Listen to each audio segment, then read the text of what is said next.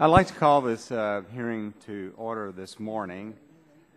Today we are going to have a legislative hearing on H.R. 4255, the Accountability and Grants Act, which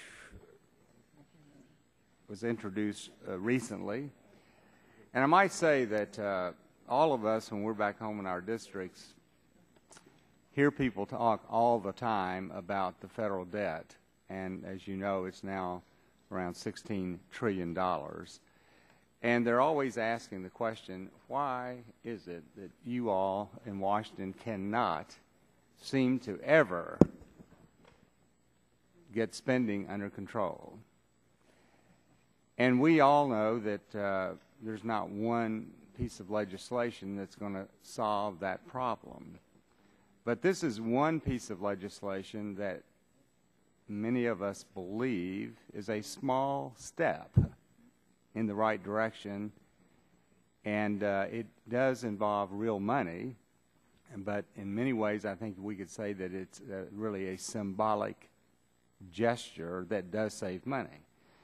Now, our friends on the other side of the aisle had a memo that they sent out on this legislation, and it says the data does not support the majority's assertions that the Obama administration has intensified grant making from EPA for international activities that do not benefit the American people. Well, I would say, first of all, I introduced this legislation. I've never asserted that the Obama administration intensified grant making for international activities. I'm simply saying that ever since the Clean Air Act was written, this Section 1703 has been in there allowing money to be spent for international purposes through grants out of EPA. And the Bush administration did it, Obama administration did it, the Clinton administration did it, so everyone's doing it.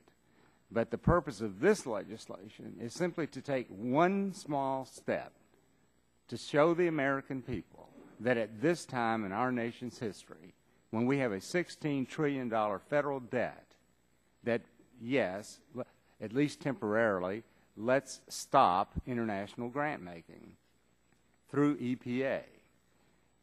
And I'm not even going to argue that there hadn't been some benefit in these grants. But I would argue that right now, one of the major factors facing our country is a debt load that we cannot continue with over the long term. So if we cannot pass a piece of legislation like this, then I would say our opportunities of trying to curtail this debt is almost hopeless. So this bill is limited in scope and applies only to grants and other financial assistance under Section 103 of the Clean Air Act, which authorizes the administrator to undertake certain research, investigation, and training.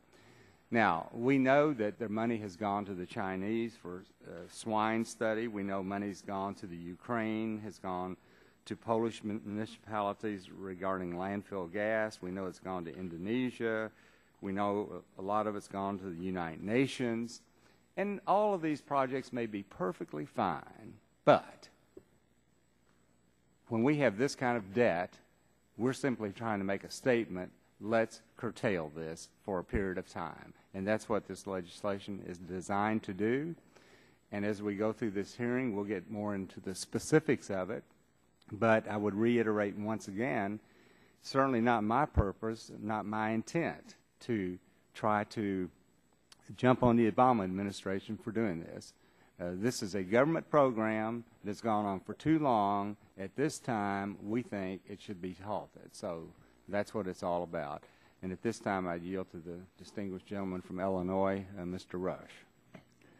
Thank you, Mr. Chairman. Well, I tell you, Mr. Chairman, in my 20 years in this Congress, I have never seen nor heard of anything that's so shallow, any legislation that appeared before any committee of the Congress that's so shallow, so ill-informed, so misplaced in this piece of legislation that we are wasting the taxpayers' money on right now by even considering this headline-grabbing attempt by your side to one more time cast the Obama administration in an unworthy light. Mr. Chairman, we've been having hearings, and it seems as though we are presiding again as one of the most ineffective and unproductive sessions of this subcommittee in recent years. And I think that I thought that maybe over the summer, especially when we're under a new decorum here, I thought that at least we will have a different kind of attitude as we start this after this summer recess. But, Mr. Chairman, I want to remind you that it's been a year now, and the Republicans on this subcommittee have passed message vote after message vote. They brought up a barrage of useless bills expressing some kind of atavistic dislike over the EPA, the Clean Air Act, and again the Obama administration. And this bill, I must remind you or predict that it's headed straight to the legislative scrap pile, to the scrap heap, where all legislation like this usually winds up. And this bill is not aimed at producing not one job for the American people, or it's not aimed at moving our country's energy policy forward, not even one iota, one scintilla. Today we are having this hearing and trying to keep the EPA or banning the EPA from awarding grants or contract or partnerships in foreign countries that could be used to address global issues, not just issues that where we're not affected by. These are global issues that most of this money goes toward. Issues like climate change. Mr. Chairman, climate change don't just affect your constituents in Kentucky or my constituents in Illinois. We're living in a global environment, and climate change affects all of us. Mercury emissions affect all of us. They don't have any kind of consideration for national borders.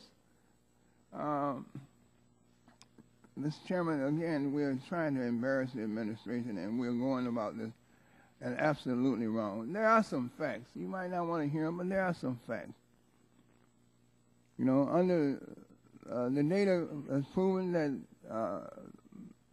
provided by the EPA to this committee, to this subcommittee, shows that under President Obama, the EPA grants to have resulted in less spending abroad than in the last year of the Bush administration. Foreign expenditures covered by the EPA grants total $8.5 million in 2008 and declined to $6 million in 2011. Mr. Chairman, you might not want the American people to know, but I'm going to tell them that most of this money that's of these grants, they don't go outside of the shores of this nation. These grants, this money is spent right here at home in our universities, our research centers. All right, these grants help keep American people, American scientists, American students, keep them busy, keep them working. This is certainly not a boondoggle for some foreign government. Mr. Chairman, I think that we are really way off base with this. This would be laughable if it was not so serious in that we are wasting precious taxpayer dollars on this shallow, non-productive hearing on this bill that I guarantee you will not see the light of day. I yield back. Thank you very much, Mr. Rush. At this time, I recognize the gentleman from Michigan, Mr. Upton, for 5 minutes. Well, thank you, Mr. Chairman. Today, as we know, we're going to be discussing H.R. 4255, the Accountability and Grants Act of 2012, which prohibits EPA from awarding grants to foreign countries under the Clean Air Act. Over the past 18 months, this committee has held numerous hearings on various actions taken by the EPA, and one reoccurring theme throughout our oversight is that the agency has strayed away from its core mission. In fact, EPA is pursuing a wide-ranging agenda that is neither specified nor required under the Clean Air Act. One example is the agency's war on coal. EPA has no statutory authority to set America's energy policy, yet the agency has embarked on a multi-pronged agenda to regulate coal out of existence. We're going to continue to push back hard against this anti-coal effort to protect jobs and ensure Americans continue to have access to affordable electricity. But today, we're addressing another one of the agency's questionable activities, the sending of millions of dollars in grants overseas, particularly those grants awarded under Section 103 of the Clean Air Act. There is nothing in the Clean Air Act directing the EPA to send tax dollars abroad. And the American people would not be pleased to know that we're subsidizing foreign projects at a time when millions of Americans are out of work, and the national debt has now eclipsed $16 trillion. While the practice of awarding such grants to foreign recipients did not begin with this EPA, it is under this administration that foreign grant spending has nearly doubled. Agency doled out nearly $12 million in foreign grants in 2009, $22 million in 10, $28 million in 11. It's a disturbing trend that won't stop unless we do something about it. It's not merely an issue of money. In fact, many of these foreign grants raise questions for reasons that go well beyond the dollars and cents. Some of the grants go to countries like China, Russia, Brazil, who rank among the largest foreign holders of U.S. Treasury securities. In the case of China, we're talking about a country that holds more than $1 trillion in U.S. debt. So we have the odd situation of borrowing money from a country and then giving back some of it in grants. Several grants go to foreign countries to help their industries deal with various pollution issues. But many of these foreign energy producers and manufacturers are in direct competition with their American counterparts. The fact that the very same EPA that is strangling our domestic industry with regulatory red tape is also sending checks that assist foreign competitors raises questions as well. In addition, many of these grants seem downright outlandish. $450,000 for the Breathe Easy Jakarta initiative? Somehow this spending has got to come to an end. The Accountability and Grants Act would prohibit any more American tax dollars from being used under Section 103 of the Clean Air Act for purposes outside of the U.S. In doing so, the bill will save taxpayer dollars and force the administration to focus on actual responsibilities here at home. And I yield back to Mr. Barton. Well, thank you, Chairman Upton, and thank you, Chairman Whitfield, for scheduling a legislative hearing on H.R. 4255. During the EPA budget hearing back last spring, we asked a number of questions which were related to how the EPA was spending taxpayer monies at what would appear to be breakneck speeds. The economy is still struggling, although it is somewhat better. This Congress is facing some of the most difficult spending decisions in our history. As we all know, very soon we're going to have to take up a bill to determine whether we want to allow the sequester to go forward, if we want to change it in some way. The Clean Air Act does allow EPA to issue grants to projects both here in the United States and around the world. Subcommittee staff have discovered that over 300 grants have been given to projects around the world in the last number of years. Since 2009, for example, we had almost $1 million that was given to China to study air pollution in that country, $200,000 to study something called clean cooking in Ethiopia. $300,000 went towards methane recovery in Ecuador, just for example. We even sent almost $8 million for something called technical assistance in Russia.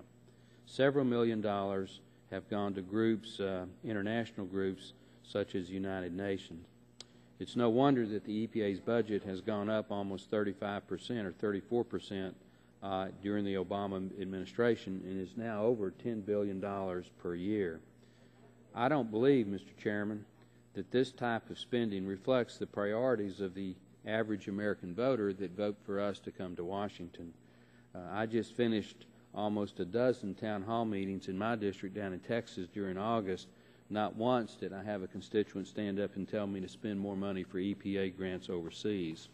So I'm very glad, Mr. Chairman, that you put this bill forward, and I hope on a bipartisan basis we can move it very expeditiously to full committee and then to the floor. With that, I yield back. Thank you very much. At this time, I recognize the gentleman from California, Mr. Waxman, for 5 minutes. Thank you, Mr. Chairman. I note that the committee Republicans launched an investigation into EPA's long-standing practice of awarding grants for work abroad. This investigation was commenced last summer, and the Republicans released a staff report saying that President Obama had doled out millions of dollars to foreign recipients. But this report was seriously flawed. Half of the grants they criticized President Obama for awarding actually started under the George W. Bush administration. So I wrote to Chairman Upton and Chairman Whitfield and explained that their report was incorrect. I asked them to retract that report until they reviewed the facts more carefully. So what do? They ignored the letter, just as they've ignored a lot of letters.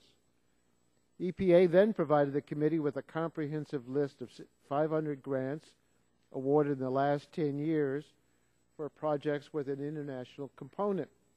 Republicans have used this data to argue the Obama administration has increased grant funding for foreign projects. In fact, almost half of these grants went to U.S.-based university organizations, not foreign recipients, and many had only the most minor international connection.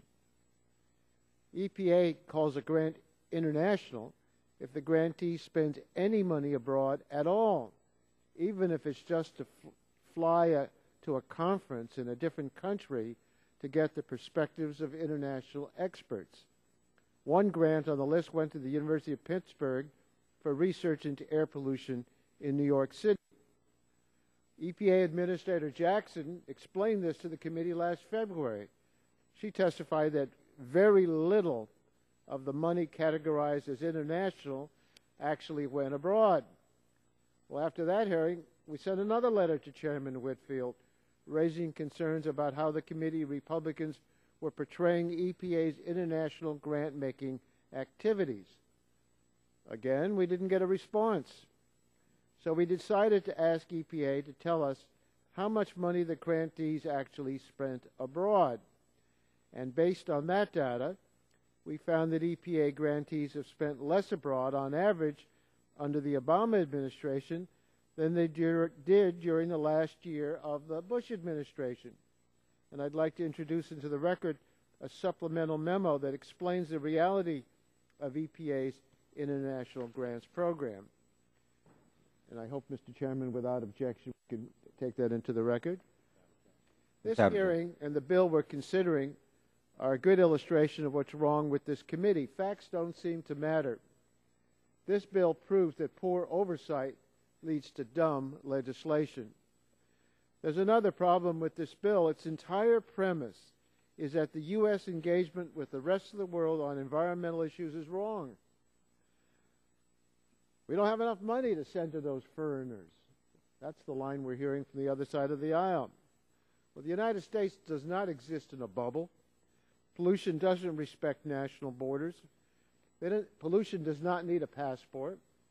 That's why sustained U.S. international engagement by EPA and other federal agencies is essential. When we wanted EPA to crack down on U.S. emissions of greenhouse gases, the Republicans said it wouldn't do any good. We need an international response. Unilateral climate change would harm U.S. competitiveness. They say they want an international solution. But when EPA makes a grant to build global support for reducing emissions of methane or black carbon, which contribute to climate change, the same members attack EPA for spending U.S. funds abroad. It's a cynical catch-22. Committee Republicans ridicule Breathe Easy Jakarta, this is their press release, for its name, but ignore that this modest $15,000 will help the Indonesian city transition away from leaded gasoline. They ignore the benefit of providing funding for cleaner cook stoves so that poor women and children in Haiti and other developing countries aren't exposed to deadly indoor air pollution. Well, no one at Mr. Barton's town hall meeting said they wanted it, but if they knew about it, I would think they support it. We want to protect kids in other countries and help other countries protect their population from air pollution that causes mental retardation. One of our greatest strengths as Americans is our generosity to those in need. Sadly, we seem to regard compassion to the needy as a weakness, not a virtue on this committee. And I want to add, even though my time has expired, that painting this room green does not make this committee green.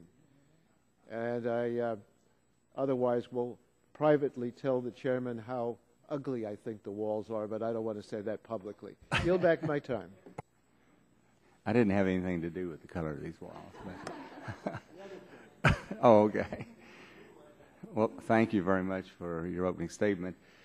Mr. Hooks, we genuinely appreciate your being with us this morning, and I'm reluctant to say that not infrequently we have to delay hearings for one reason or the other. And today we are having a memorial service for the 9/11 victims in the Capitol that begins in a few minutes. So we're going to recess this hearing until 11:30, and I hope that's not too much of an inconvenience for you, but we do look forward to your testimony, and we'll recess the hearing then until 11:30, and I know we have other witnesses after that, and I hope that you all will bear with us, and because we do look forward to your testimony, and we'll reconvene at 11:30. So this time the hearing's recessed. GMI grants have directly provided over $2.7 million in benefits to U.S. companies, universities, and nonprofit organizations. These grants have created significant market opportunities for U.S. technologies, goods, and services. In total, U.S. support for GMI has leveraged more than $398 million in additional investment in methane-reducing projects around the globe. Countries need adequate governmental structures to enforce environmental standards. This can benefit U.S. companies by helping to ensure that foreign companies are subject to similar regulatory requirements.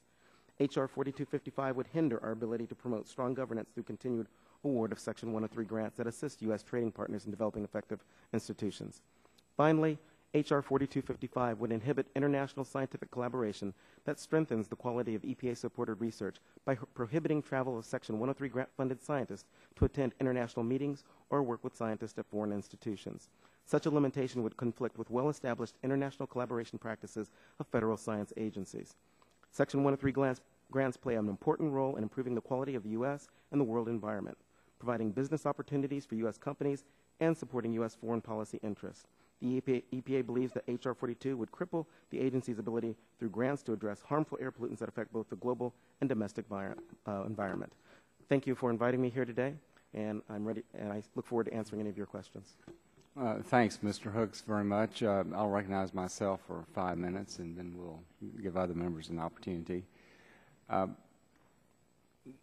Has the EPA taken a formal position on opposing or supporting the legislation? I know you said it would cripple the agency, so I'm assuming you're not going to support it, but are you all, have you adopted a formal position of opposition to it? We've not adopted a formal opposition to this proposed legislation, no, sir. Okay. Now, these 103 grants have certainly been in the Clean Air Act for many years, and as of the end of last year, at least from the information I was able to obtain from EPA, there was not any formal agenda or procedure for determining how these grants would be made. Do you all have a formal procedure adopted at EPA on how the decision will be made on these grants? The majority of our grants are actually awarded competitively. There are international entities have the ability to compete for certain grants. In these instances, they were awarded through a competitive process. Okay. The reason I was asking the question, we'd received recently a grants policy issuance, GPI 1204, Award Administration of Foreign Grants, and I was just wondering, is this an official document of EPA, and is this, do you know what I'm talking about, or have you seen it? Or? Yes, I do. We periodically actually review our internal grant policies and create additional guidance as necessary to ensure consistent management of our assistance agreements for all types of award recipients. Separate and apart from the subcommittee's investigation, we had already identified updating our awards to foreign entities as a priority for this fiscal year. Okay. Now, when we've looked at Section 103 of the Clean Air Act, and you read that in its entirety, there's not any mention whatsoever of any grant for international purposes. So what is the legal authority of EPA for making these grants? We actually believe there's a couple of authorities that provide our ability to award these grants. We use Section 103A and Section 103B. But in addition to that, we actually refer to Section 102F of NEPA, the National Environmental Policy Act. So you do rely on 103A and 103B as well? Correct. What specific language? Well, maybe specific language by omission as opposed to directly. It does not say directly international entities. However, it does say that it directs EPA to establish a national research and development program, including training activities related to the prevention and control of air pollution. Yeah. Given the transboundary and international nature of air pollution, we think it provides us the authority to deal with air pollution issues at its source as well. Do you need the NEPA authority then? If you have 103A and B, do you need NEPA authority? It is just an additional authority that we use in this instance. Okay, so it's under NEPA then there are various federal agencies that have the authority, at least that's your all's position, to make these international grants? Correct. Okay. Okay. In order for any of the above statutes to apply internationally, they must be supplemented by NEPA 102A, okay, 102.2F, all right. Now, where's that executive order that we were looking at a while ago?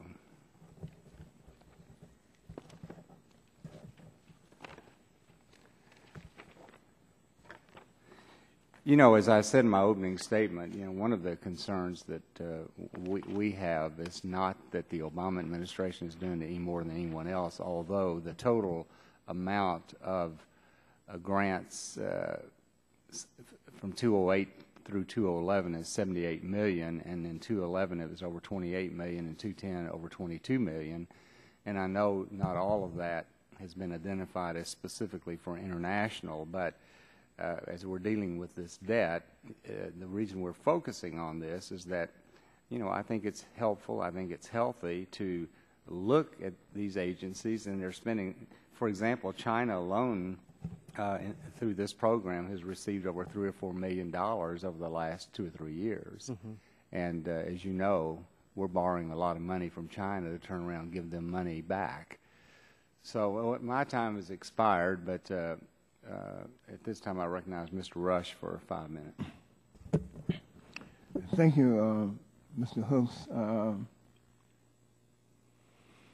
Let's talk about China and the Obama administration in terms of the president sending checks to China. Can you tell me, for the record, is the majority of the funds from the international grants remain inside the U.S. or most of the money sent overseas? Right. The majority of our international grants, as they've been defined, are spent here in the United States. By whom and for what? Principally through private industry. It can also go to universities and nonprofits. The majority go to universities and nonprofits. For what? To do a variety of things. Through a variety of very outstanding programs. The Global Methane Initiative, which was launched back in 2004, is designed to reduce the amount of methane in our environment. The Clean Fuels and Vehicles program designed to reduce leaded gasoline and low sulfur fuels, and Partnership for Clean Air, clean indoor air, is designed to reduce the amount of exposure to wood stoves. Mm-hmm. Are you aware of any other nations having a similar international obligation or meet the international needs as it relates to pollution? Any other nation that sends money similar to what we do? Sure. I think that's been one of the beauties about these programs is the international component associated with them. Mm-hmm. Right now, there are 41 countries that participate in the Global Methane Initiative.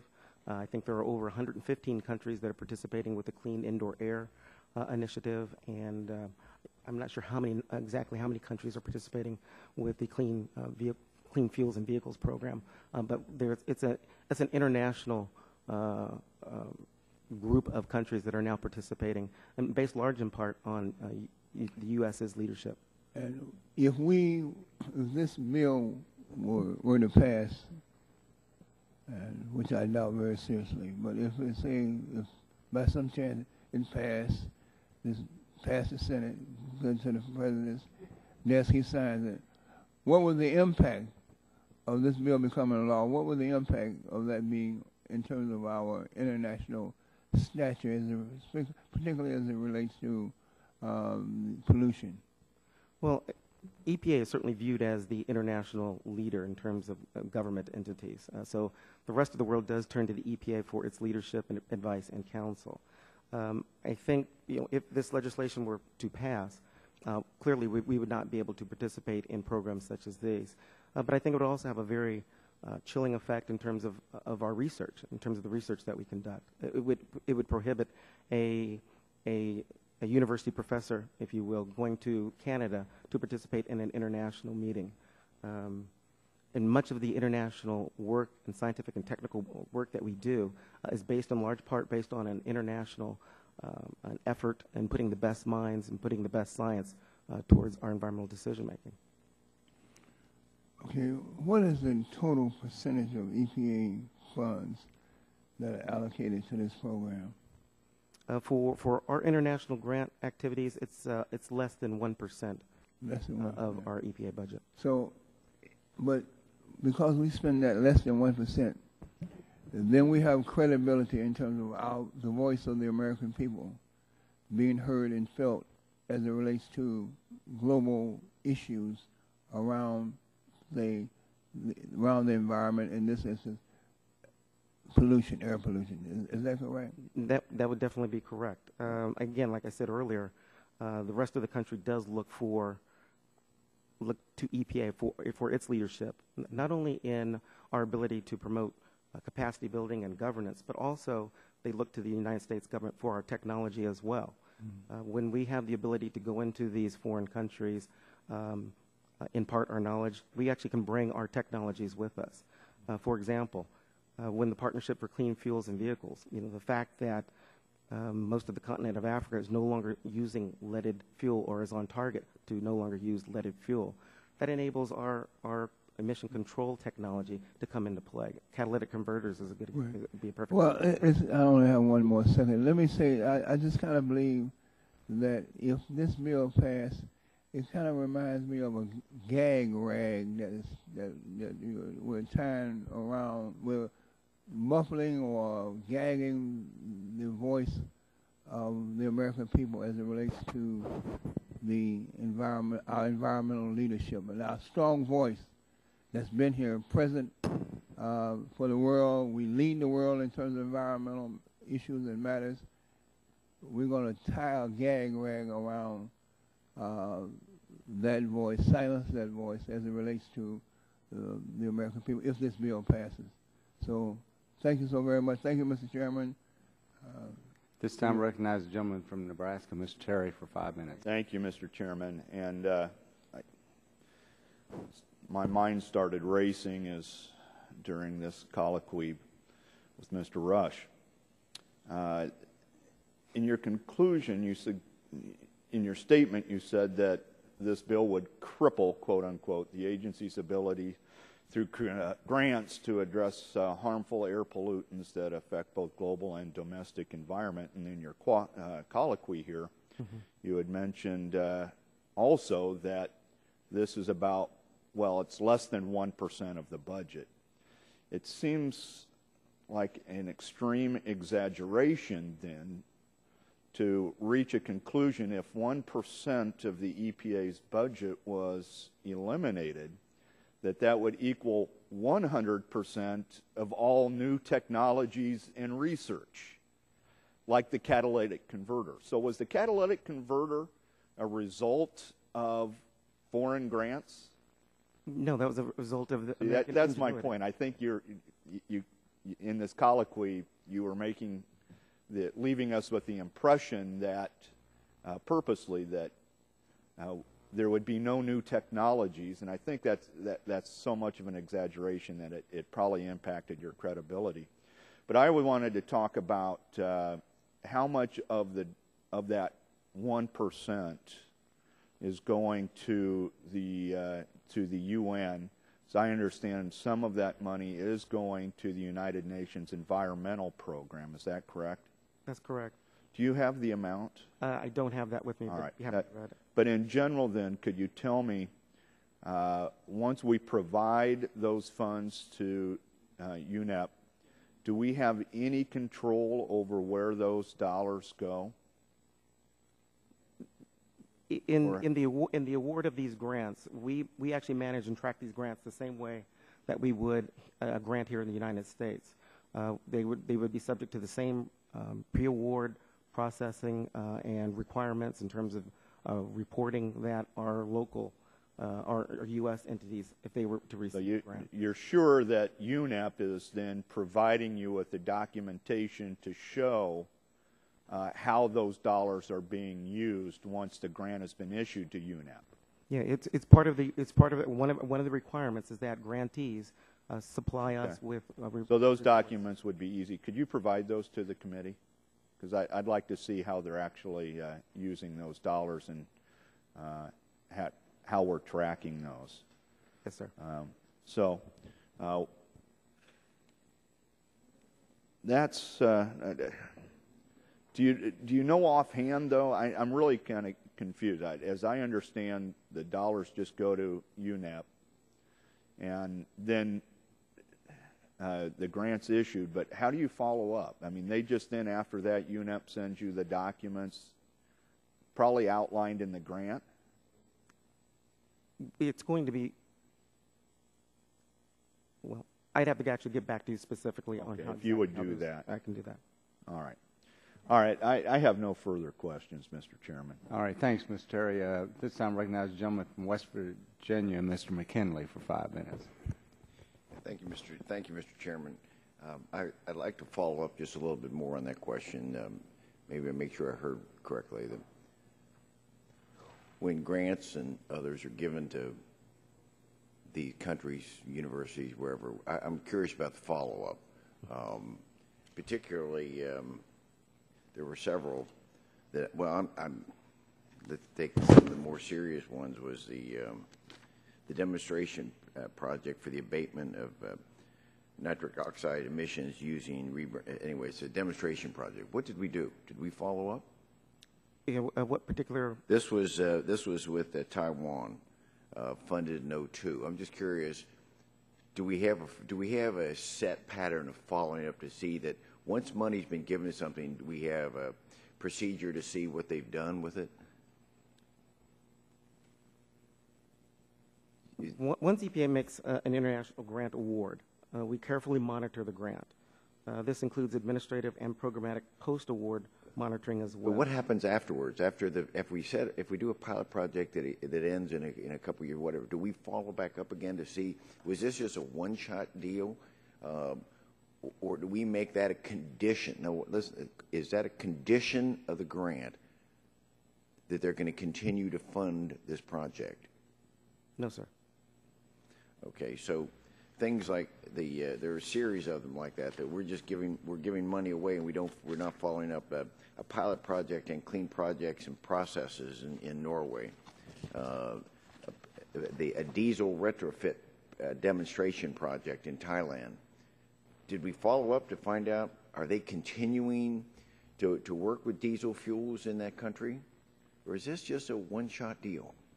I don't know specifically about the particular projects you might be referencing to, but I can tell you in terms of scientific growth, we learn from these projects.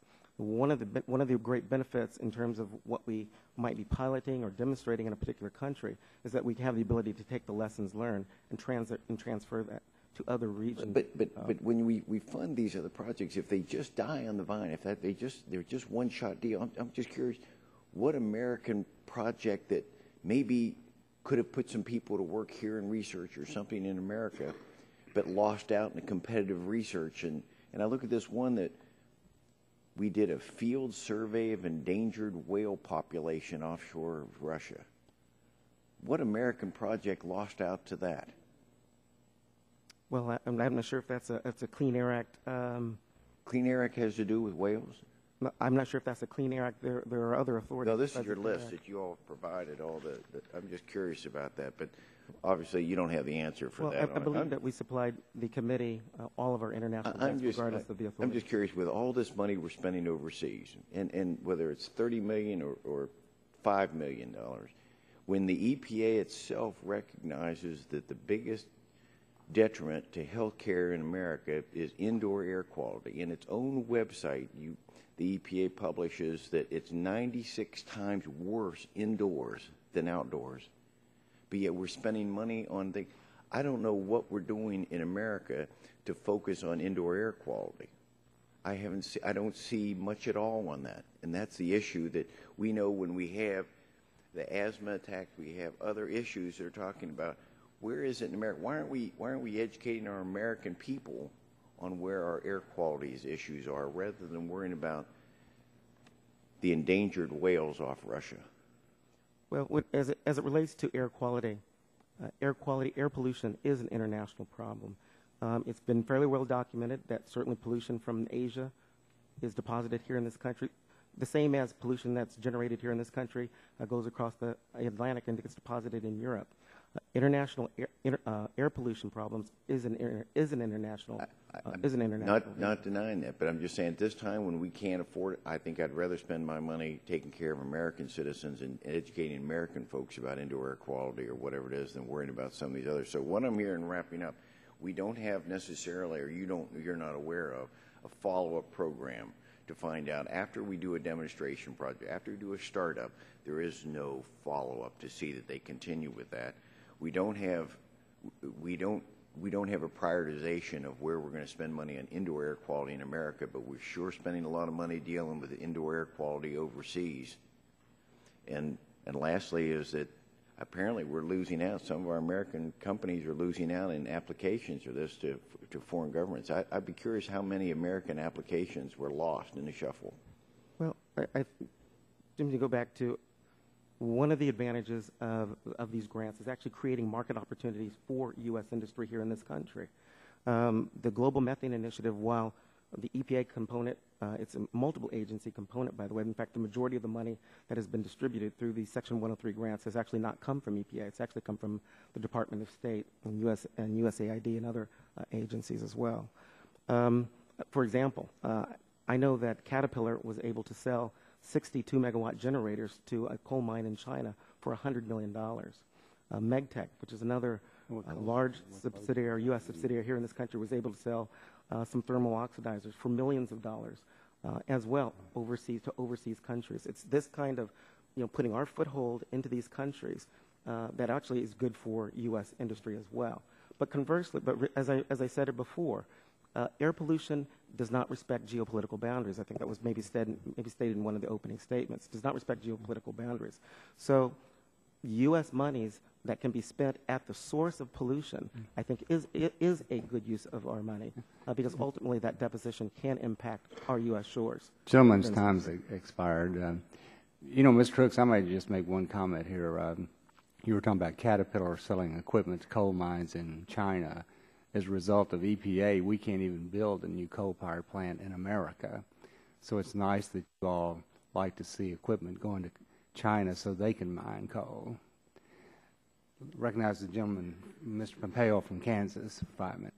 Thank you, Mr. Chairman. I want to follow up on that. We've had multiple hearings on energy initiatives here in America, and it's great to see you talk about how pollution from Asia impacts us here. I will tell you that the very policies that the Environmental Protection Agency has put in place has driven that production, coal-fired power plants, all of those things out of America, all of this manufacturing out of America, and then the pollution comes back.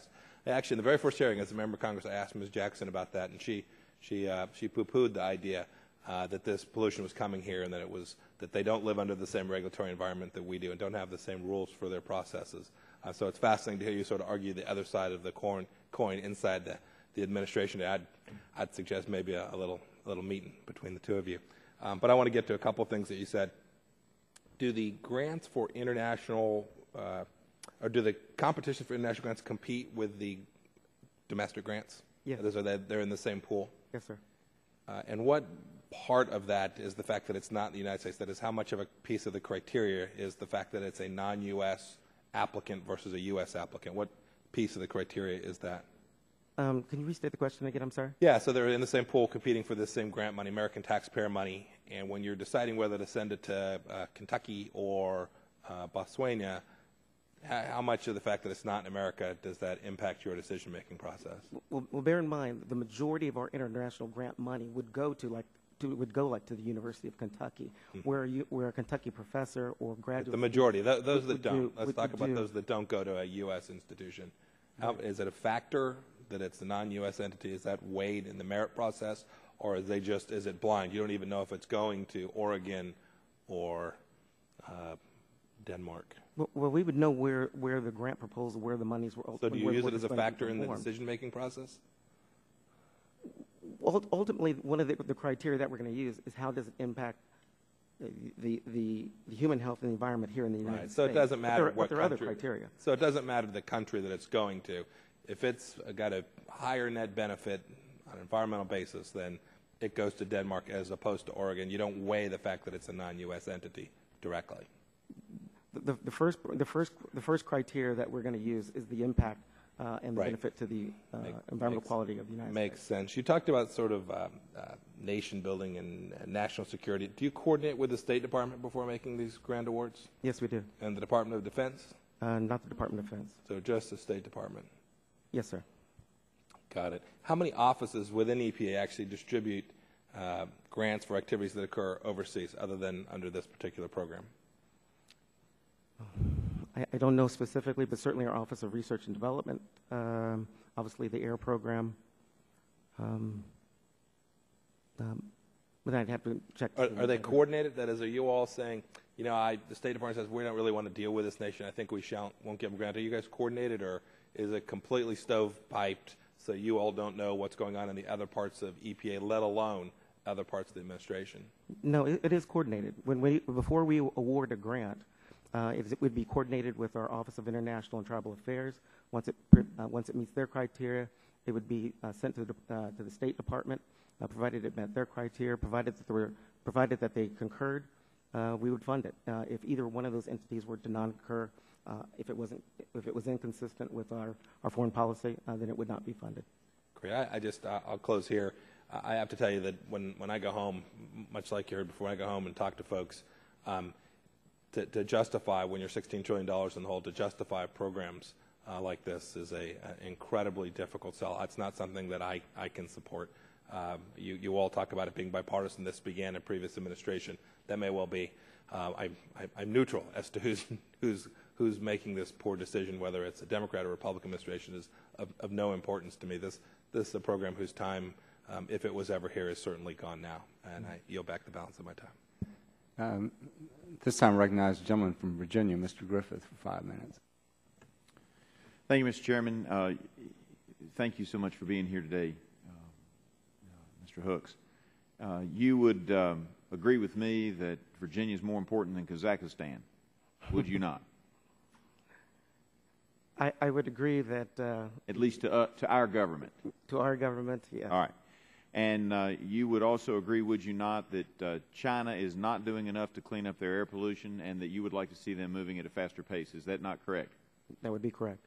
So then I question why you would not, or why the EPA would not support withholding money from any country that's not moving fast enough or as fast as the United States at cleaning up its air pollution, because I note that in a Virginian pilot article of yesterday that the EPA in regard to the Chesapeake Bay has held back Virginia's money, 1.2 of the $2.4 million granted originally to Virginia to help it clean up the bay. And I understand I'm talking about water, but I was glad to hear that you all are coordinated. So I want you to take this message back, that you all are withholding that money because you don't think Virginia's moving fast enough on stormwater management. And one of the problems that Virginia's having with that, of course, is that the cities that are required to do more on stormwater management of the waters that fall in their streets are Norfolk, Virginia Beach, Chesapeake, Portsmouth, Newport News, and Hampton. And while I don't represent those areas, I certainly feel their pain. And they say that it would be expensive and that they're having a hard time coming up with the money because they've thrown up their hands, as I'm quoting from the article now. Local governments across Virginia have thrown up their hands at the prospect of financing stormwater upgrades amid budget crises and layoffs, and yet we're sending money to other countries, but we're holding back the money to Virginia. And I hope, and I'm not going to ask you for a response because I know it puts you at odds, and the water side of it's not your deal, but I hope that somebody at the EPA recognizes the conflict there. We're going to hold back Virginia's money. We're going to make it even harder on localities that are struggling now to deal with stormwater management. At the same time, we're sending money to places like China, Kazakhstan, and there's a lot of different places that we've sent money to. And it just seems when we're having issues with money in this country that maybe we ought to care more about the Bay than we do necessarily what's going on in some small project in China. Moving on, I will also note that I agreed with and hear the chairman's comments in regard to coal mining. We lost another 620 miners last week who were laid off in my district in one small town alone. And yet I noticed that one of, and it's true that some of these were started in the previous administration, so I'm not trying to pick on the administration, but explaining why I think this bill has some merit and why we should take a look at it. We're helping the Chinese figure out how to its technical assessment of coal mine gas recovery and utilization in China. Well, the Chinese don't seem to be having any problem competing with us on all kinds of different levels, and I don't understand why we're giving them grants to help them in their industries. Now, can you explain that to me? Well, one of the purposes of the grant is actually for governance and capacity building. One of the things that we're trying to do in these foreign countries as they approach us for our advice and expertise is how do they raise the environmental standards that we have here in this country? If we are successful at what we're doing, if we can raise the environmental standards and environmental requirements and the governance of other countries, that puts our U.S. industry at a more equal footing in terms of our ability to compete. And I'm wondering, that was $180,000, and I'm wondering if you all have given any mining operations in the United States $180,000 to help them with technical assessment of coal mine gas recovery and utilization. Because what my companies tell me generally is that you all come in and tell them they got to do it, they have to spend the money, or they get fined. So it looks like to me we're taking money out of the mines, out of the pockets of the mines in the United States, while we're giving money to help the Chinese mines figure out their problems. Well, I think, bear in mind our mission. We've actually let me ask this question because my time is running out. Okay. Have you given any $180,000 grants to United States mines to help them with this same type of thing? We work extensively with the U.S. Mining Commission on voluntary programs such as coal mine methane reduction. We understand it can be used as an energy source, and it's also very explosive. I use Mr. Dingell's comment. Yes or no? Well. Have you given any grants of the similar size, $180,000 or more, to U.S. mining concerns in regard to helping them mine coal? I do not know. I'm not saying that we haven't. I'm just not aware of any personally. All right. You don't have a list of those. Can you get me a list of all of those? Of where we worked with the U.S. mining industry? Where you've given grant money to help U.S. coal mines figure out better ways to give them money to help them put the equipment in or whatever's necessary, like you did the Chinese. Okay. And I'm looking at page 17 of your report. technical assessment of coal mine gas recovery and utilization. I'll see what we have in our files. And like some of the others have said, I am glad that you recognize it's an international problem. One of our concerns has been that we think we're sending jobs with so many different regulations coming from so many different parts of the EPA and other agencies at one time, that we're actually sending a lot of jobs overseas. And as you recognize, we're reaping back pollution. And we think we need a better paced set of regulations and more reasonable regulations. Thank you, Mr. Chairman. I yield back. Gentleman's time has expired. Mr. Trooks, I want to thank you very much for being with us this morning.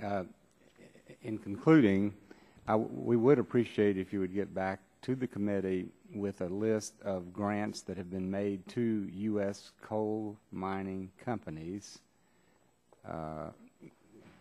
Bear in mind, some of our grants go to universities, and they in turn, or other institutions, and they in turn work with other entities. No, but we'd like a list of any direct grants you've given to coal mining companies.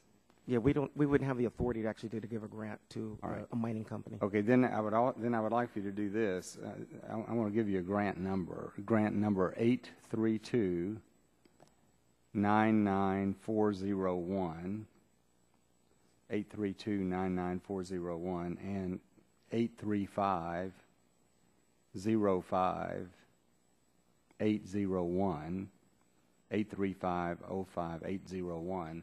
Those were two grants that the EPA through 103 grants gave to the China Coal Information Institute. And I would like for you to provide the committee a synopsis of the information or benefit to the taxpayers from those two grants. Thank you. Thank you. Thank you. Well, that concludes the questions. Mr. Hooks, thank you again for being with us. And at this time, I'd like to...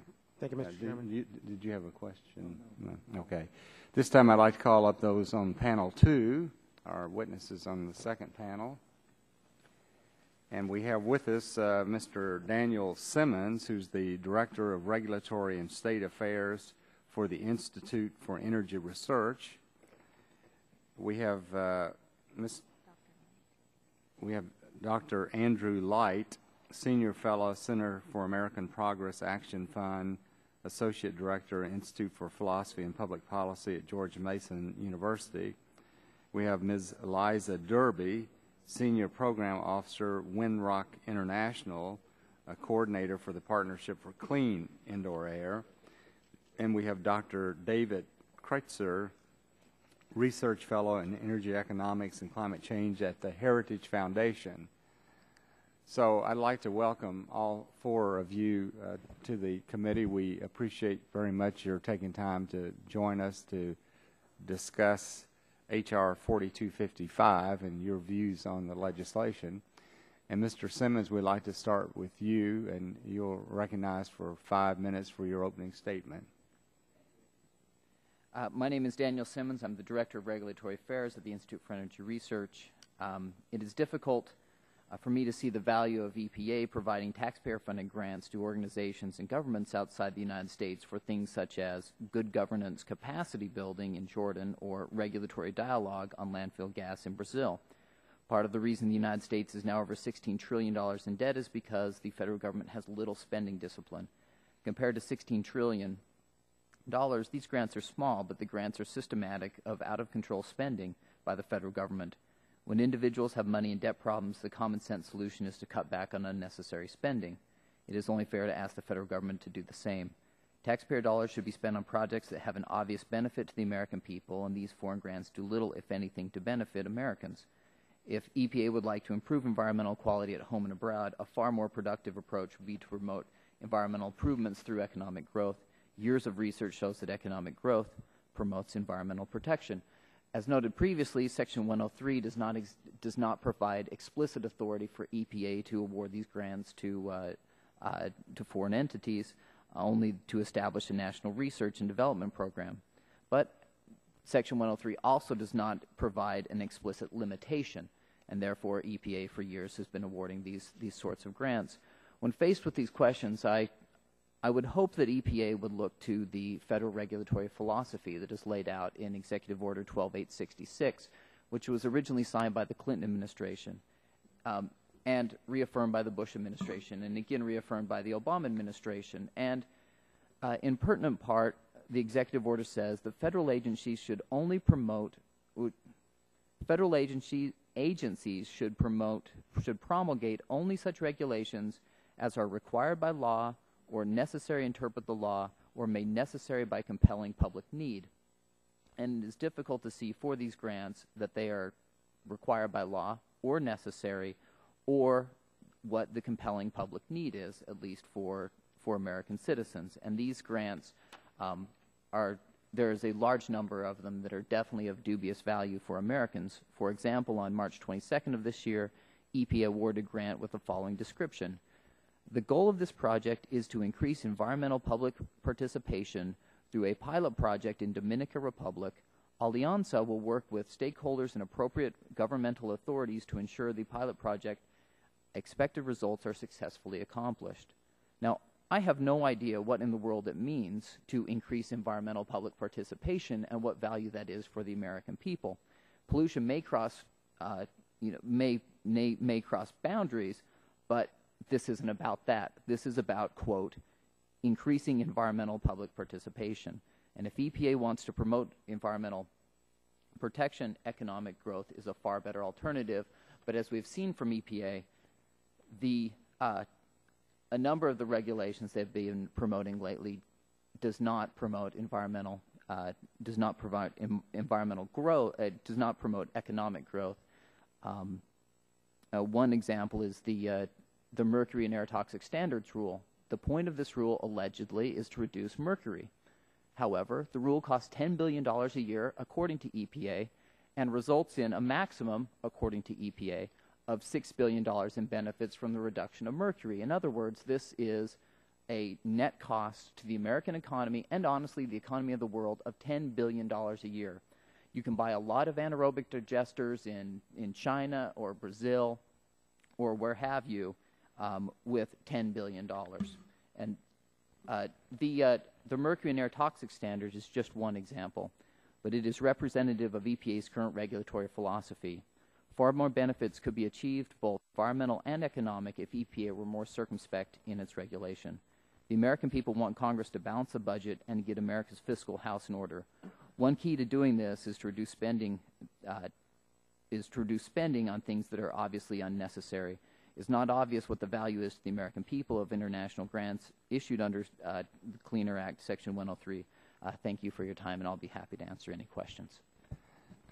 Thank you very much, Mr. Simmons. And Dr. Light, you're recognized for 5 minutes. Thank you, sir. Chairman Whitfield, Representative Rush, honored members, I appreciate the invitation to testify on H.R. 4255. In these brief remarks, I will focus on that part of my written testimony which offers evidence for how Section 103 grants to foreign partners help to protect the health of Americans, fulfill our foreign policy objectives, ensure American competitiveness, and deliver on our ability to solve global environmental problems. I will give examples for each point, though my written testimony has many others. Point one, these grants help to protect the health and safety of Americans. Mr. Simmons called into question the utility of these grants for Americans. In fact, funding for studies and projects abroad directly help to protect us. For example, an interdisciplinary team led by Susan Annenberg at the University of North Carolina demonstrated in 2009 that reductions in air pollution in other countries will result in significantly reduced mortality rates here in the United States. Looking at the impacts of ozone pollution alone in their study, a target of many of these grants, they estimate foreign emission reductions contribute about 30% of the total avoided mortalities in North America, with almost 3/4 of those in the United States. Increasing these measures abroad will save more American lives. Point two, these grants help the United States to meet critical foreign policy objectives. In a moment, Ms. Durba will describe the importance of Winrock's work with the Partnership for Clean Indoor Air and the Global Alliance for Clean Cookstoves, including the life-saving benefits these projects have provided for millions of people. But the Clean Cookstoves initiative does more than prevent indoor air pollution. It reduces the vulnerability of women in African conflict zones by decreasing their time gathering fuel, which in turn increases their social mobility. This may not seem like much, but it's actually quite a lot for them, given their daily lives. More is provided here than a new appliance. These cookstoves assist in creating a fundamental element of democracy, namely a safe, free environment where they can have a chance at success, which in turn strengthens our relationship with these countries. Point three, These grants help to ensure competitiveness for American companies, as many have already argued. Support for multilateral organizations that raise ambition for tighter pollution protection measures abroad, including cooperation with organizations like UNEP, the OECD, and others, help to ensure that developing countries are applying similar pollution standards that we do at home. Programs like the Partnership for Clean Fuels and Vehicles, as we heard in the first panel, help U.S. companies abroad because equal regulation on air pollution creates a level playing field for American companies to be competitive when manufacturers in other countries are being held to the same standards. Point 4. These grants are critical for applying global solutions to global challenges, and I'll spend a bit more time on this one. The Global Methane Initiative, mentioned earlier by Assistant Administrator Hooks, certainly helps to reduce the impact of this powerful greenhouse gas, as he said. But the impacts go much further and help to explain why all countries have an interest in cooperatively taking on these challenges and are doing so now. Methane, along with black carbon, hydrofluorocarbons, and tropospheric ozone, are what we call short-lived climate pollutants. Not only do these gases have more warming potential than carbon dioxide, some of them are potentially deadly. Each year, millions of people die prematurely from black carbon or soot. These gases are also responsible for extensive crop losses each year. Regardless of one's views on the reality of climate change, we don't have to agree on that. Addressing these non-CO2 pollutants is both cost-effective and yields multiple health and economic benefits. For example, this year, a study published in Science by an international team led by NASA's Drew Shindell estimated the effects of 14 very straightforward methane and black carbon control measures. Implementation of these measures would avoid up to 4.7 million annual premature deaths worldwide and increase crop yields annually by 30 to 135 million metric tons starting in 2030 and beyond, including 6.3 proven million tons of crops in the United States. The costs for these programs are minimal. Reducing a metric ton of methane costs around $250, while the benefit ranges from $700 to $5,000. Already, U.S. investments in the Global Methane Initiative have leveraged $398 million in additional investment, or almost 3 times as much as all 103 grants to foreign recipients since the year 2000. Developing countries simply cannot leverage private finance in the way that U.S. dollars can, and that is why we need cooperation on these efforts moving forward. Now, for those who are concerned with global warming, this suite of measures reduces total projected warming by ½ a degree Celsius. Given that the current internationally accepted goal is to try to stabilize temperature increase caused by humans at 2 degrees Celsius over pre-industrial levels, and given that humans have already pushed the temperature up almost 1 degree, we can't afford not to do this. The measures studied in the Shindell paper include reducing methane leakage from coal mining, oil and gas production, landfills, wastewater, livestock manure, and rice paddies. The black carbon measures cover diesel vehicles, clean burning biomass, and things like cook stoves. In other words, exactly the same kinds of programs that the Section 103 grants are funding right now. Provision of these funds is not proof that developing countries will not work towards reducing emissions on their own, as some have argued. Instead, it shows that an ambitious approach focused on sharing knowledge on multiple fronts helps to build momentum toward a common end that will benefit everyone. Developing countries are already working to reduce these pollutants for the same reason we are, to save lives, grow more food, and give their children a chance at a better future. To briefly conclude, given the abundant benefits demonstrated here of cooperation with foreign partners in projects outside of the United States, and given the absolute necessity for international cooperation to adequately address problems that cannot effectively be stopped at anyone's borders, it would be irresponsible to limit EPA as this bill proposes. Of course, I agree that we need to reduce budgets across the board in the federal government. No one could argue otherwise. But if we must trim 103 grant programs, better to use a scalpel than a sledgehammer. Ms. Derby, you're recognized for 5 minutes. Chairman Whitfield, Representative Rush, distinguished members of the committee, thank you for inviting me here today. My name is Alyssa Derby. I am a senior program officer at Winrock International, and I manage Winrock's household energy programs. Winrock International is a nonprofit organization that works with people in the United States and around the world to empower the disadvantaged, increase economic opportunity, and sustain natural resources. Winrock is headquartered in Little Rock, Arkansas, the state of our namesake, former Governor Winthrop Rockefeller. I'm pleased to be here today to discuss Winrock's partnership with the U.S. Environmental Protection Agency related to clean, efficient cooking practices.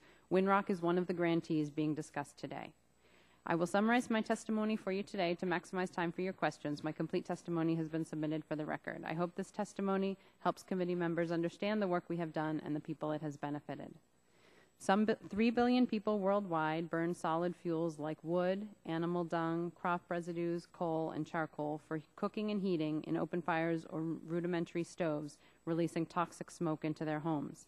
Nearly 3 million people, primarily women and children in poor countries, die prematurely each year from exposure to indoor smoke from burning solid fuels, more than from either AIDS or malaria. Pneumonia, also closely associated with exposure to indoor smoke, is the #1 killer of children under 5 worldwide and kills more children than AIDS, malaria, and tuberculosis combined. Exposure to indoor smoke is also associated with various cancers, cataracts, tuberculosis, asthma attacks, babies born with low birth weight or stillborn, and early infant death. Time and money spent on gathering and buying fuel perpetuates the cycle of family poverty. While I'm not an expert on this issue, we do know that there are direct links between international poverty and U.S. national security. The inefficient burning of wood and charcoal also increases pressures on local natural resources and contributes to emissions of greenhouse gases and black carbon. In short, the simple task of cooking family meals has serious negative health and socioeconomic implications for half the world's population and serious negative environmental impacts locally and globally. Fortunately, there are clear solutions to these problems. Winrock, EPA, and a host of national, international, and private sector partners have worked to promote low-cost but clean and efficient approved cook stoves to address these problems since 2002 under the Partnership for Clean Indoor Air, which we'll refer to as PCIA, launched as a presidential initiative of George W. Bush and led by EPA, now through ongoing work of the Global Alliance for Clean Cook Stoves, EPA, and other U.S. government agencies. I personally have witnessed the damaging health and safety effects of indoor air pollution in homes I've visited in Latin America and Asia, and the impact that a clean, efficient cook stove can have on their lives. Women have shared with me that with an improved cook stove, they cough less and their children stay healthier. They say they have more time to spend with their children, and more money for food and school as a result of the reduced fuel needs of the improved stoves. They're horrified to realize that the soot coating their walls and ceiling from their old stove was also coating their children's lungs. As a recognized global leader and expert in indoor air quality, EPA's involvement in this work has lent important prestige to the improved cook stove sector that has enabled tremendous accomplishments and growth and development of the sector over the past 8 years that would not have been possible otherwise. Over the 6 years that we monitored PCIA partner achievements, PCIA partners reported selling and distributing more than 9.3 million improved stoves, benefiting approximately 52 million people around the world. Winrock takes seriously our important role as stewards of U.S. taxpayer dollars. As such, we are firmly committed to cost-effective and efficient use of funds and always require significant participant cost share for all travel scholarships used to bring participants to our high-impact and low-cost technical trainings. Participants that receive airfare support are responsible for all other travel costs, including meals and lodging. The overwhelming majority of the grant funding that Winrock has received from EPA for this partnership was spent here in the United States. At no time have any funds been transferred to any foreign government or other foreign entity.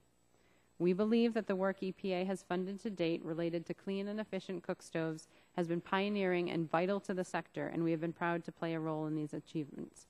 Ultimately, this effort will lead to more people using better technologies and practices, reducing their exposure to indoor smoke, and thereby improving their health, livelihood, and quality of life. I appreciate the opportunity to make this presentation, and I'm happy to answer any questions you may have. Thank you, Ms. Darby. Dr. Kreutzer, is it Kreutzer? Kreutzer.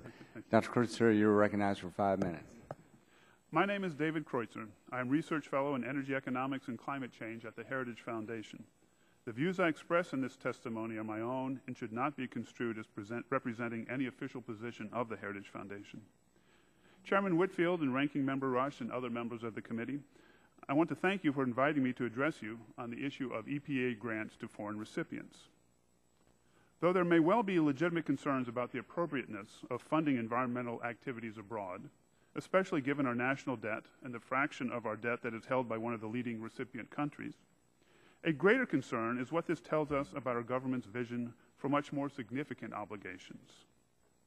That the EPA funds environmental programs in foreign countries is a clear sign that these countries are unwilling to fund these programs themselves.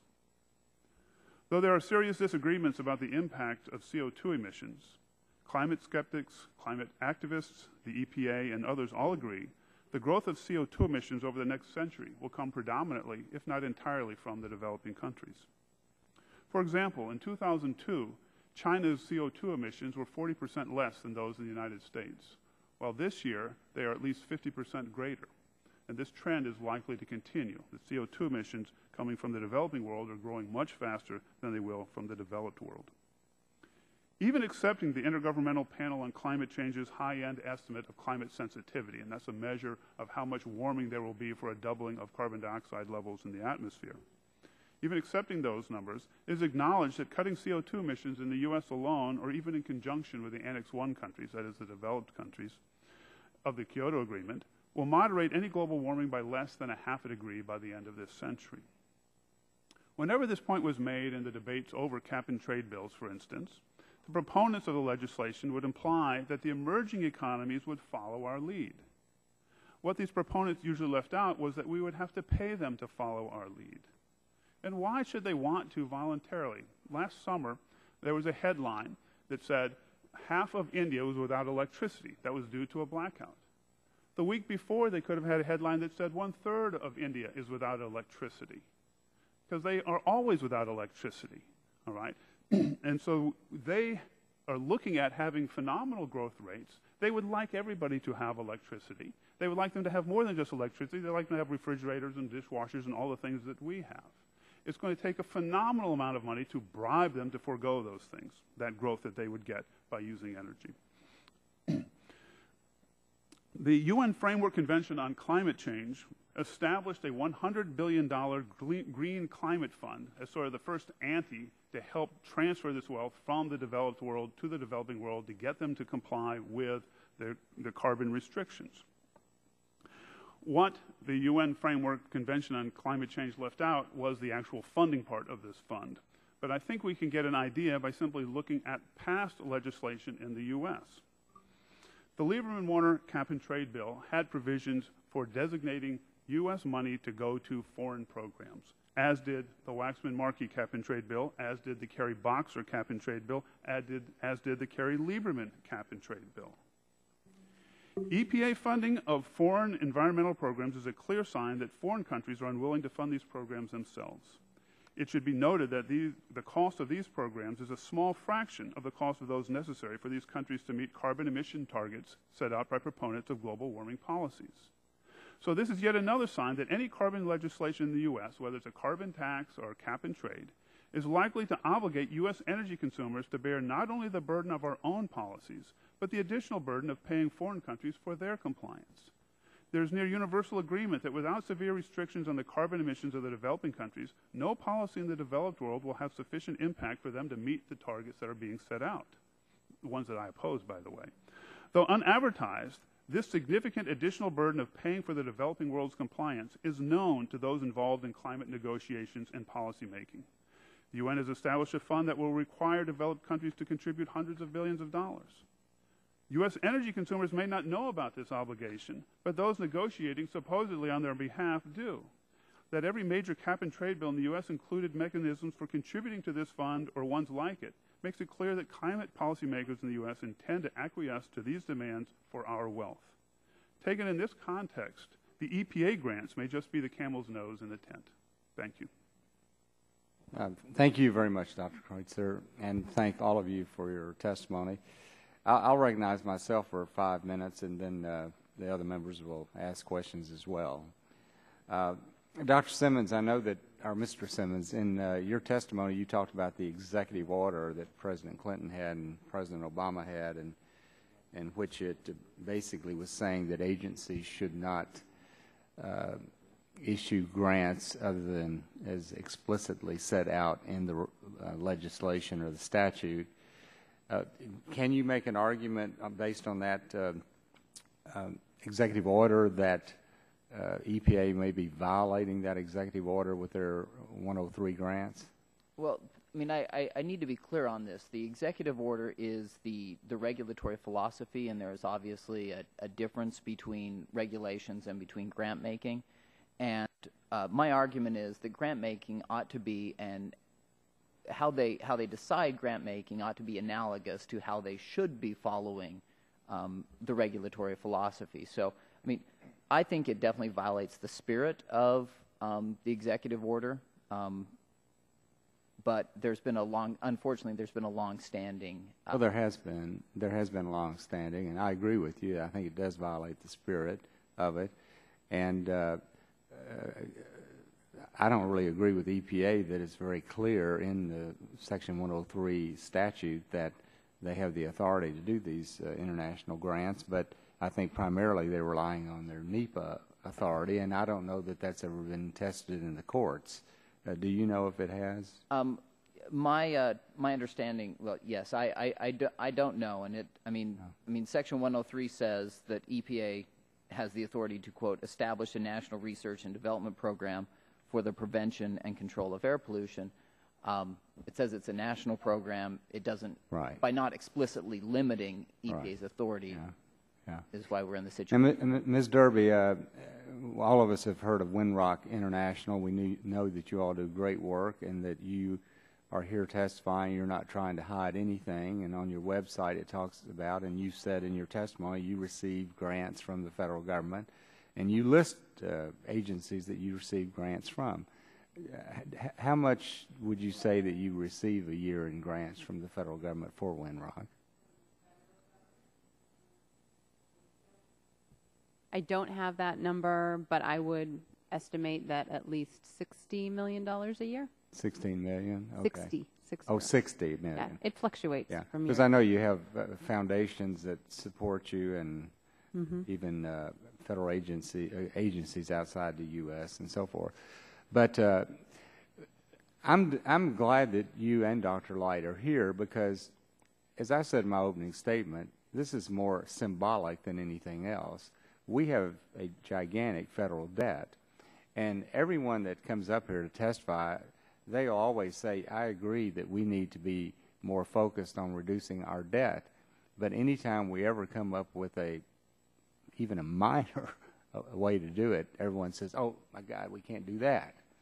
And now, here we're talking about EPA. They have a budget over $8 billion a year. And we're talking about less than 1% of that on these 103 grants. And, I mean, I find it difficult to believe in all the hearings that I've been a part of, listening to EPA testify up here, all of their programs, that they would be damaged in any significant way, or that the American people would be damaged in any significant way by eliminating these grants. Obviously, you don't feel that way, Dr. Light, and I guess you don't feel that way either. Is that right, Ms. Derby? Yes. Can I respond? Sure. Yeah. So all of Windrock's household energy technical training work has been funded by EPA. And so if this legislation should pass, then that possibility going forward would be eliminated. But not just for Windrock, for all of the improved cook stove sector. And because EPA is a leading recognized expert in indoor air quality, their involvement has been very important to the sector. And let me just interject here. Mr. McKinley talked about this, and he talks about it every hearing. Every time EPA comes up here, we talk about indoor air quality being worse than outdoor air, and they seldom, if ever, focus any attention on indoor air, and yet through these grants, they're concerned about indoor air problems outside the U.S. EPA, well, I can't represent EPA, but I know EPA does work on indoor air quality in the United States. Not much. I would have to defer to EPA on. Well, does anybody else have any comments? My time's expiring. Yes. I guess, Mr. Chairman, I appreciate this. I think it's actually, there's certainly a place for putting forth a piece of legislation that to make the symbolic argument you're making. I think that the consensus view that Ms. Derby and I have, and many of the other people who work in this area, and my review of the scientific literature, is that unfortunately the impact would not be symbolic. That it effectively would have a very big impact on our ability to fight pollution that is harming Americans. And it might sound like a very small amount of money from the EPA budget, but as you say, the EPA budget is very large. And so compared to what a lot of other countries commit into to efforts like this, even a small amount of our budget actually goes quite a long way, especially with respect to leveraging private finance to even increase the pots of money available for reducing these pollutants. Thank you. Dr. Kreitzer? Yes. Again, I would like to take a somewhat bigger picture view. I don't have any problem, I don't think, with our cook stove at our house because it's electric. And it's electric because we have economic growth and we have power plants. I think in Virginia probably a majority is from coal. And while it's noble and I think a good idea to improve the cook stoves that are using gathered wood or dung or whatever the source may be, it's ironic that at the same time that the EPA is funding this project, they're working so hard to prevent the electrification or the use of coal that can provide a much cleaner indoor environment by allowing people, one-third, as I mentioned, in India, don't even have electricity. One of the cheapest source of electricity for them will be coal, but we have almost a jihad against coal here in the U.S., spearheaded by the EPA. So I think it would be more consistent if they were really worried about indoor air pollution to come up with ways to help the developing world to get electricity that's affordable and reliable. Right. Good. Yeah, very good. Mr. Rush, you're recognized for 5 minutes. I agree with Dr. Light. This is more than just symbolism. This is anytime we spend this much time on a bill and these much resources, yes. I hope that it's not just about symbolism. But Dr. Kreutzer, he raised some interesting points. You know, he used a word that kind of rattled me a little bit. He accused us of trying to bribe governments, foreign governments, or with these funds. How do you react to that? And how do you react to his overall statement? Yes, sir. I would not agree with Mr. Kreutzer that these are bribes that we're giving to other governments. I don't think that that's the way the fundamental leveraging of finance works out in these cases. The sort of the trajectory of his argument was that this is the camel's nose under the tents, and what's down the road is by 2020 this big green climate fund, which is supposed to raise the bulk of a commitment for $100 billion. But the way that Mr. Kreutzer characterized this in his testimony, there were just many errors. He says, for example, that the U.S. is expected to make the biggest contribution to international climate finance. Well, while some people might expect that, that certainly isn't how this administration has characterized what they plan on contributing to funds like these. He also suggested towards the end of his testimony that setting up these big funds like this will require developed countries to contribute hundreds of billions of dollars, and that's just simply not the way they're set up. In fact, if you look at the Green Climate Fund and many of the other climate funds around the world, including the current ones that exist in the World Bank and others, the United States has always said public money cannot be used to fill all these coffers. That is the consistent position of this administration. And the United States, in fact, held up the implementing document for the Green Climate Fund before last year's climate summit in Durban because it did not have sufficient, it did not sufficiently allow for private investment to be one of the key factors of how this fund was going to move forward. In fact, the United States held up the document and said, we will not agree to signing on to this document moving forward until there is a significant portal for private investment going forward. This is how the United States looks at this. And so I think that to characterize this as just a big public giveaway globally is just simply false. It is the case that because we've got talking about countries that have excruciating development needs, that they are going to need some assistance to leverage adequate amounts of money to deal with these problems. And the good part is that we all absolutely benefit from this. And I think the numbers are absolutely clear. So can I chime in since you are talking about my testimony? Mr. Chairman, I have time. Ms. Derby, I'm very, very excited about your program and what you do and what Rayburn Rock does across the world. And when you talked about the cook stove, I recall a time when I was in Chiapas, Mexico, and we walked into this little hut. I mean, and this the smoke. I just could not really understand how they could stay in this one room hut with this cook stove, and it was just so much smoke. The smoke was so thick, and here you had babies and little children, in and out of this place. So I mean, that picture, it's vivid in my mind regarding that. So, can you tell me a little bit about, or can you describe the breadth of support for your work? How many other international organizations support this kind of work? How many? The chairman indicated that you had foundations supporting this kind of work. How much of an international initiative does the matter of cook stoves engender around the world? How much support around the world? So, well, there are numerous improved cook stove related programs around the world. Many are funded by U.S. government agencies, including there's when the Global Alliance for Clean Cook Stoves was launched, there was a $53 million commitment by the U.S. government. About half of that was committed by CDC and NIH for health studies, and the rest was committed between the Department of Energy, Department of State, USAID, and EPA.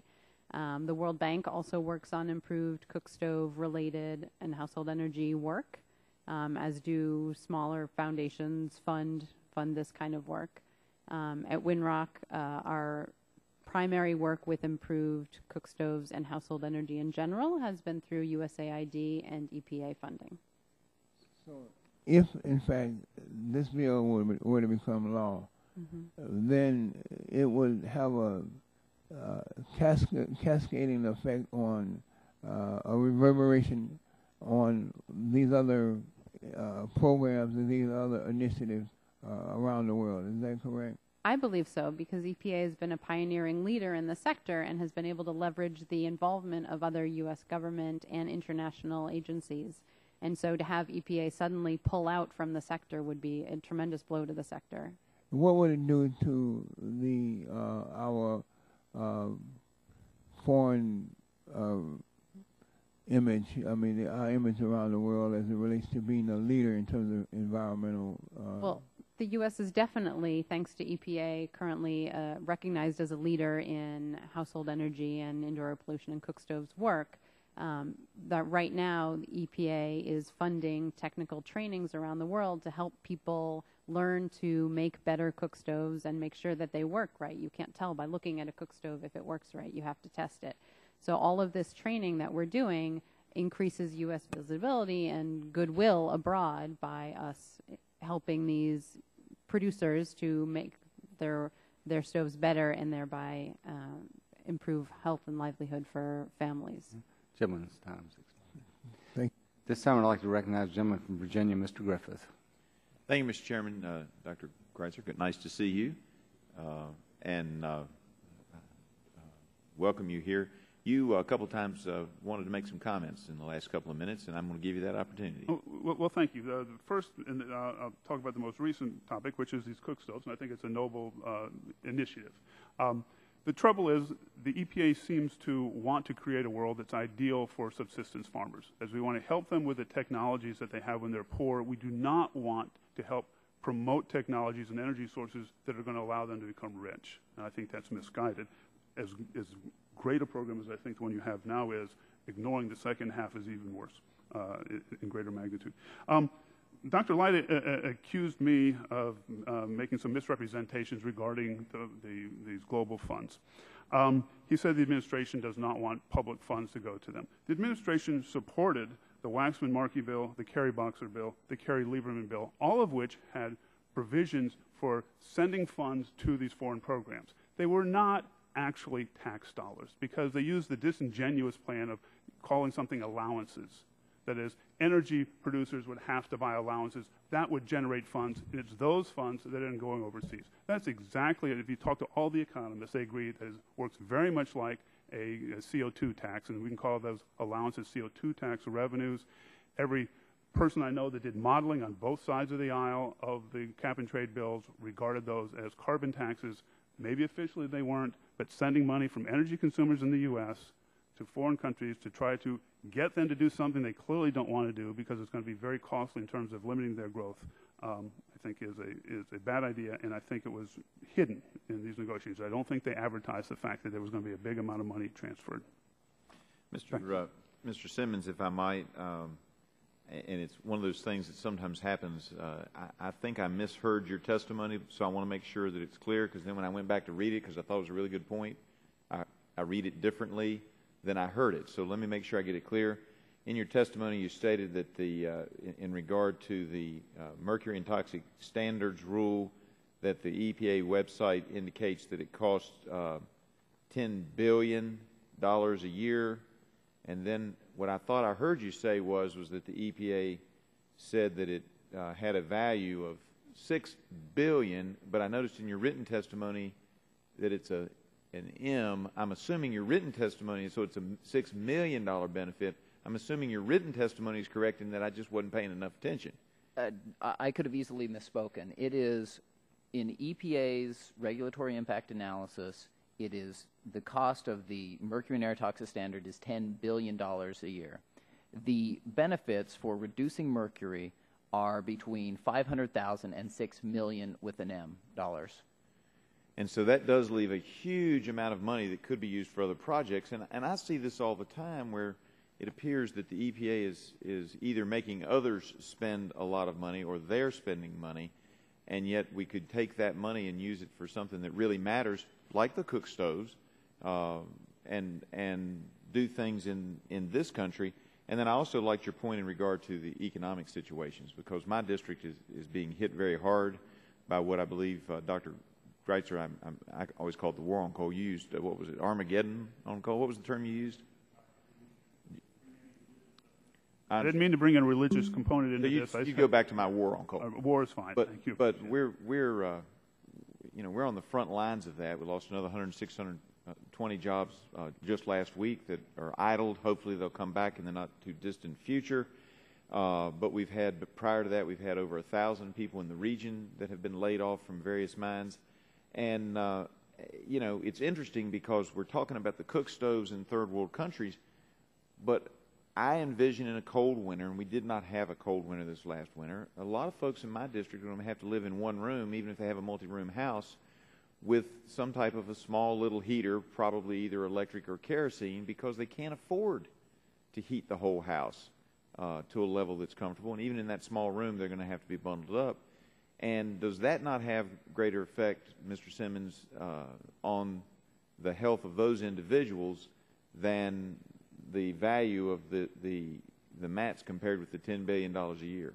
It has a large impact. I mean, there is a great discrepancy between the health outcomes of the poor versus the rich, and it has everything to do with which people and rich countries can afford more environmental amenities than poor people and poor countries. And so the point is, the richer we are as people, the richer we are as a country, the safer we are and the better our environment is.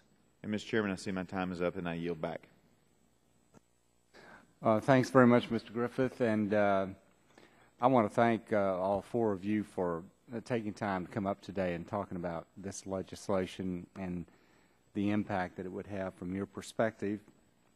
We appreciate your time once again, and we're going to keep this record open for at least 10 days. If you have any additional material that anyone would like to put in, the record will be open. And Mr. Rush, do you have anything else? No, sorry, we're not going to have a hearing tomorrow, but anyway, thank you all very much, and we look forward to working with you as we decide whether to move forward or not. Thank you very much. Hearing's concluded.